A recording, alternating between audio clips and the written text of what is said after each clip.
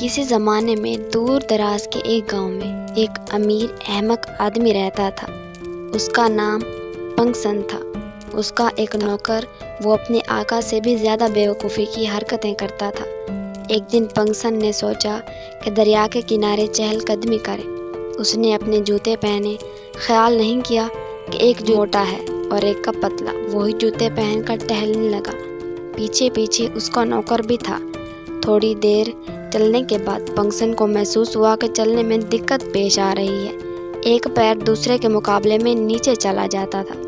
نوکر سے کہا، میرے پیر میں شاید کچھ تکلیف ہے۔ نوکر نے جواب دیا، شاید بارش سے سڑک پر گڑھے پڑ گئے ہیں۔ ایک آدمی ادھر سے گزر رہا تھا۔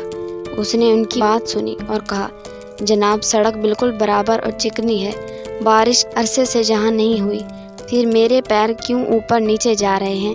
پنگسن نے پوچھا۔ اجنبی نے کہا، جناب آپ ایک موٹے تلے کا اور ایک پتلے تلے کا جوتا پہنے ہوئے ہیں، اس کی وجہ سے آپ کو چلنے میں تکلیف ہو رہی ہے۔ اگر آپ کے دونوں جوتوں کے تلے برابر ہوں تو چلنا کچھ دشوار نہیں ہوگا اور آپ کو ٹہلنے میں لطف آئے گا۔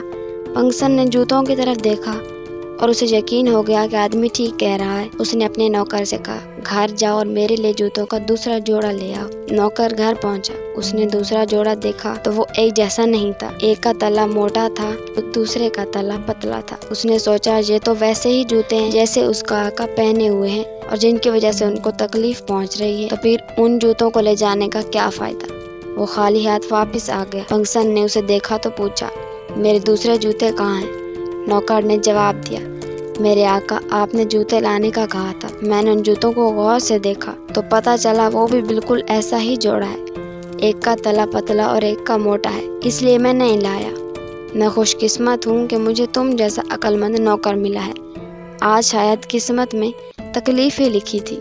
پنگسن نے کہا اور انہی جوتوں کے ساتھ چہل قدمی کرتا رہا۔